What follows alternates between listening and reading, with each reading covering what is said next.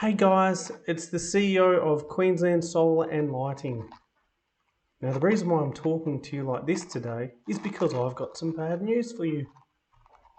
I want to deliver it softly and gently. There's no good way of saying this, but your panels are probably fucked! Yeah, they're no good. Again, there's water getting in the system somewhere. That's what isolation fault means. For some inverters, as you can see there on the screen, some say PV isolation low. That's what a Growatt says anyway. And then the Fronius inverters will pump up state 475 error. And, you know, Aurora, ABB, whatever they call themselves, FEMA, SMA, they've all got similar isolation, ground fault, error type messages that pop up on their display. If you have a Delta, it'll probably come through on your phone because some inverters don't have any screens.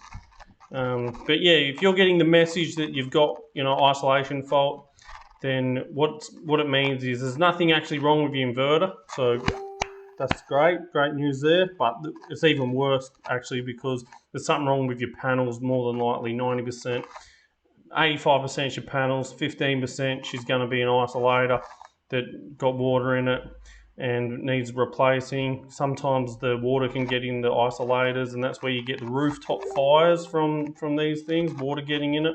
I've even seen water getting panels, causing an arc there. And yeah, it's not good. So that's what's going on here. Let's have a look to see. So this is what you'll see, isolator fault. Here's another one. That's the error on the Fronius inverters, 475. What else do we have anymore? Yeah, so this is the panels, and as you can see here, you've got like that corrosion setting in. If you have a look at the panels, you'll see that it is getting a bit corrosive, and it means water's getting in. And do you ever have a solar system where it works at 9:30, 10:30 a.m. in the morning? Doesn't work until 9:30, 10:30 in the morning, and then the sun comes out, and then bang, she's off again. You're no longer seeing that error. That's simply because there's water and moisture getting into the panels, and the sun comes out and evaporates it all, and she's going again. So if a system's doing that, it's usually no good for at least one panel. And if one panel does it, you've got 19 others, for example, if you've got an old 6 kilowatt system, and they're all exactly the same. One's doing it now, they're all going to do it. They're the same batch, they're all going to do it sooner or later.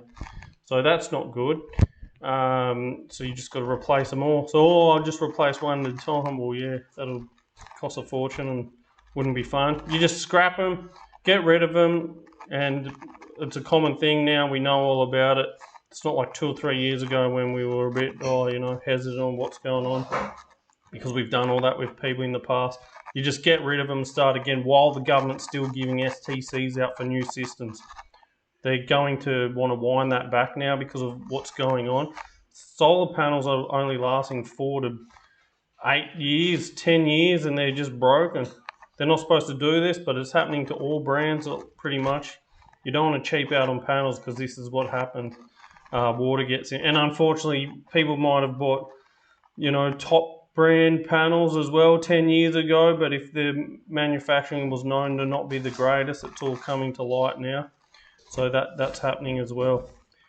So yeah, just be careful when you're buying a solar system. Just understand that if you do cheap out, this is pretty much guaranteed to happen, especially in Australia, Queensland, where the weather does get so hot, and we do have that rain, humidity. It's just no good for them. They sit out there in Mother Nature. Inverters got better. You can do a Chinese inverter, no worries. As for the panels, yeah, you definitely need to invest in some seriously good panels. We used to sell the cheap panels. This happened to a lot of people. We now don't sell them anymore because we've learned our lesson. We've grown a brain. And yeah, so it's not good news. So how did we test it? Well, we come out and test it. The electrician comes out, CC accredited electrician in solar install comes out, tests the panels, and then he'll let you know. But we can generally tell you over the phone what's going on if you tell us the story about how it's not working until 10, 11 in the morning. The other thing that you can do to test it at home is when it does come out working again, get the garden hose and shoot that thing up on the panels. Shoot the water all over it, spray it all over, hose the whole system, and then from one side to the other, and get your spotter to be in front of the inverter and see when the isolation fault comes on, the red light on the inverter comes on. That's when you know whereabouts on the system that there's a problem, and whether that's an isolator there or a panel or a series of panels or cabling somehow is, over time, the age of the panel has caused some issues. That can also be the problem. So yeah, give us a ring. We'll let you know what we can do. Replacing systems, we replace at least 2 of these a week at the moment. At least 100 a year systems are replaced. And that's just how it is now. So you're probably pissed off, but it is what it is, and you got to fix it. So this is how you fix it. Give us a call. Give a local solar installer a call in your area and get it sorted, because you've got big problems going on.